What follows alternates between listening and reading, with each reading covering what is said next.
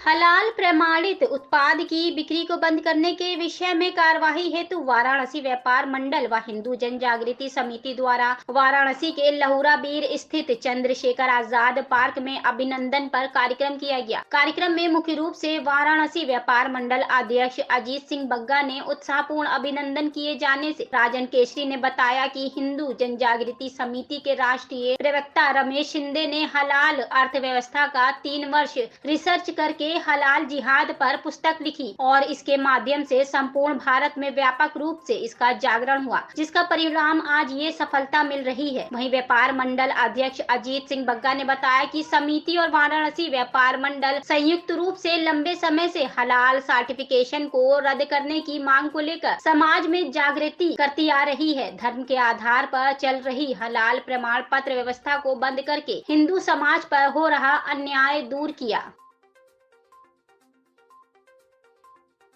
जी बग्गा जी, आज यहाँ पे किस तरह का पोस्टर वगैरह आप लोग लिए हैं, किस तरह का विरोध है, क्या कुछ स्वागत है? आज हम लोगों ने माननीय मुख्यमंत्री योगी आदित्यनाथ जी को बधाई देने के लिए और उनका अभिनंदन करने के लिए कि उन्होंने आज लगातार 2 सालों से हलाल के ऊपर हिंदू जन जागृति समिति और वाराणसी व्यापार मंडल इसको बंदी की मांग कर रहा था, क्योंकि देश के अंदर ये गलत हो रहा था। जब एक FSI चलता है तो दूसरा कैसे उसको लाइसेंस दे सकता है, तो इसलिए हम लोग इसका विरोध कर रहे थे, क्योंकि यह पैसा गलत जगह पे लग रहा था। और किसी भी रेस्टोरेंट में आप जाइए तो वहाँ वेज नॉन वेज अरे हलाल और बिना हलाल का कोई भी अलग मेन्यू नहीं है। और कई कंपनियां अपने प्रोडक्ट के पीछे हलाल का मोहर लगाकर इसको बिकवा रही थी, और अगर वो मोहर नहीं लगती थी तो वो माल लोग नहीं बेचते थे।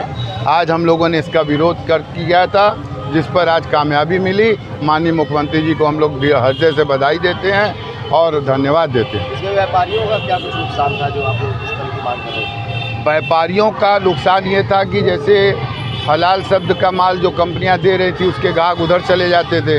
अब जब एक तरह की संस्कृति रहेगी, समानता रहेगी, और आप होटलों में जाएंगे आपको पता रहेगा, तो जो हलाल खाना चाहेगा खाएगा, जो नहीं खाना चाहेगा नहीं खाएगा, लेकिन पता होना चाहिए कि ये हलाल है ये नहीं है। मुख्यमंत्री योगी आदित्यनाथ ने 2 FIR भी कराया है। अभी और भी FIR होनी है, क्योंकि लगभग 1000 प्रोडक्ट ये बन रहे हैं। मैगी है, आपका ब्रिटानिया बिस्कुट है, आपका पार्ले जी है, कैडबरी है, मतलब आशीर्वाद है, 400 प्रोडक्ट, ऐसे करके हज़ारों आइटम है जो इस तरह के मोहर लग के चल रहे थे। क्या बनारस में इसकी और कई फैक्ट्रियाँ हैं?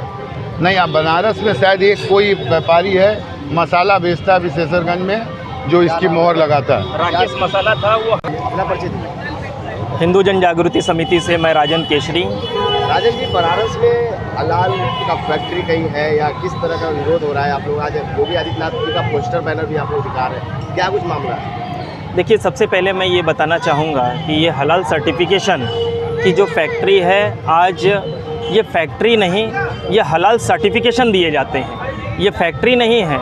क्योंकि हलाल सर्टिफिकेशन देने के लिए जमीयत उलेमा महाराष्ट्र है, जमीयत उलेमा हिंद है, ऐसे बड़े जो संगठन जो संस्थाएं हैं जो हलाल सर्टिफिकेशन को प्रोवाइड करते हैं, और उनके द्वारा ये कहा जाता है कि हलाल सर्टिफिकेशन लेंगे तो हमारे लोग भी इसको ज़्यादा से ज़्यादा लेंगे। तो इसका उद्देश्य क्या है? हमारे लोग ज़्यादा से ज़्यादा लेंगे, इसका उद्देश्य क्या है कि आप देश को इस्लामिक कंट्री में बदलना चाहते हैं? अरे भारत सरकार की जब FSSAI कार्य कर रही है तो हलाल सर्टिफिकेशन की आवश्यकता क्या है? तो इसके ऊपर लगातार 2 वर्षों से इसका अभियान निरंतर हिंदू जन जागृति समिति, वाराणसी व्यापार मंडल और इसके बहुत सारी संस्थाएं इसका मुख्य रूप से ये सभी अभियान चला रही है। और हिंदू जन जागृति समिति ने इसके ऊपर जो राष्ट्रीय प्रवक्ता रमेश शिंदे जी हैं, इसके ऊपर हलाल जिहाद के ऊपर एक पुस्तक लिखी है हलाल जिहाद का, जिसके 3 साल मेहनत करके 6000 पेपरों को रिसर्च करके उसका वो पुस्तक निकाला। पूरे भारत में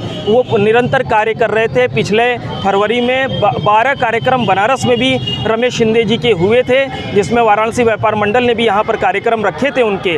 तो इसका आज इतना बड़ा परिणाम ये हुआ, क्योंकि हर तरह से इसका अभियान चलाया गया। आज इसका ये परिणाम हुआ कि माननीय मुख्यमंत्री जी ने कल के डेट में, यानी कि 18 नवंबर को ये ऐतिहासिक निर्णय उन्होंने दिया कि हलाल के ऊपर सख्ती लाई जाएगी, हलाल सर्टिफिकेशन के ऊपर, और एक ये निर्णय देकर हम सभी का आप लोग बनारस का मनुष्य जिक्र कर रहे थे, बनारस में कोई व्यापारी का जिक्र कर रहे थे जो हलाल का प्रोडक्ट जो है सेल आउट करते हैं, तो वो विशेषरगंज की आप जिक्र करें क्या कुछ नहीं, मामला है? ये एक राकेश मसाला आया था। राकेश मसाला जो कानपुर की एक इसकी ये एक फैक्ट्री है, लेकिन जब उनके ऊपर विरोध होना शुरू हुआ तो उन्होंने हलाल अभी हटा लिया है, लेकिन राकेश मसाला ने भी हलाल डाला था।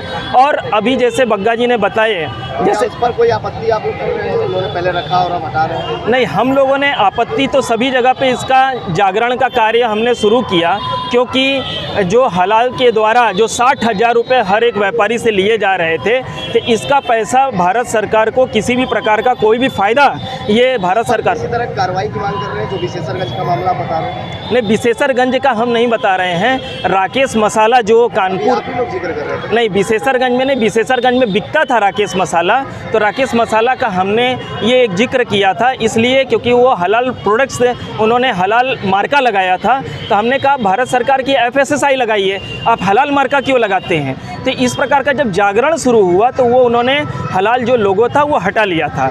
इस प्रकार से मैं एक और जानकारी बताता हूँ आपको, अच्छी बात, फॉर्चून तेल हो, चाहे इस ब्रिटानिया बिस्किट हो, सनसिल्क शैम्पू हो, ये तमाम प्रकार की, यहाँ तक कि अमूल भी हलाल सर्टिफाइड थे। इतने सारे बहुत सारे प्रोडक्ट जो प्रतिदिन सब पूरा समाज इसको यूज करता है, तो इसके ऊपर पूरा विरोध हुआ और जो ये निर्णय लिया गया ये बहुत सुंदर निर्णय अभी लिया। जो लोग हलाल का प्रयोग कर रहे हैं, क्या आप लोग मुख्यमंत्री से कुछ मांग करते हैं? तो करते हैं तो क्या मांग करते हो बता दीजिए। नहीं, हम तो शॉर्ट में बताइए। हम यही मांग कर रहे हैं कि जब इसके ऊपर पूरी, हम यही बार बार कह रहे हैं कि भारत सरकार की जो बॉडी है FSSAI जब कार्य कर रही है तो दूसरा हलाल सर्टिफिकेशन नहीं होना चाहिए, यही हम मांग कर रहे हैं।